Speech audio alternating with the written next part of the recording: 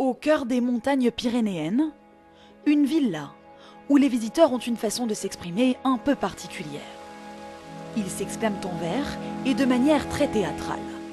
C'est un pic, c'est un roc, c'est un cap, que dis-je? C'est un roc, c'est une péninsule. Ça va pas. Ah mince. De quoi sert cette oblongue capsule? D'écritoire, monsieur? Ou je sais plus quoi. Ce monument, quand le visite-t-on?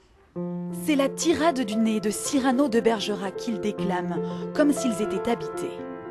Car ici, rôde encore le fantôme de l'auteur de ces vers, Edmond Rostand.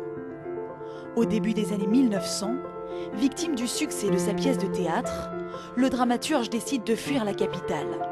C'est au Pays Basque qu'il fait édifier cette villa majestueuse, au style architectural nouveau, le néo-basque. Ça s'inspire des fermes de la région, la ferme du Labour, avec une architecture avec des pans de bois apparents, rouges. Le fond de la maison est blanche, peinte à la chaux, une toiture asymétrique en pente douce. Mais dans le néo-basque apparaissent notamment de nouvelles ouvertures, des fenêtres qui sont en forme en demi-cercle et qui vont apporter beaucoup de lumière. Sa villa, l'écrivain la conçoit comme une œuvre d'art. Il dessine lui-même chaque détail décoratif des 40 pièces à vivre.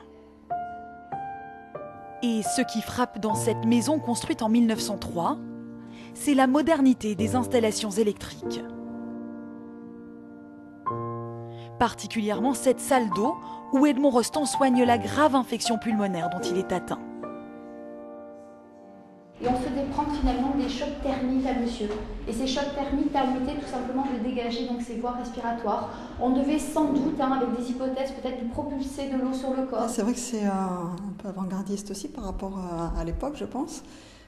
Bon, c'est vrai que maintenant il y a des techniques différentes pour les soins pulmonaires. C'est aussi l'air pur de cette station thermale qui doit soigner Edmond Rostand. Il fait aménager un jardin à la française de 12 hectares et, pris par la folie des grandeurs, fait déplacer des arbres des campagnes alentours pour donner un écrin de verdure à sa demeure.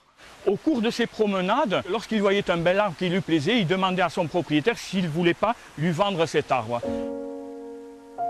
85 000 visiteurs viennent chaque année admirer la demeure d'Edmond Rostand et rendre hommage à l'autre art dans lequel l'écrivain excellait, l'architecture.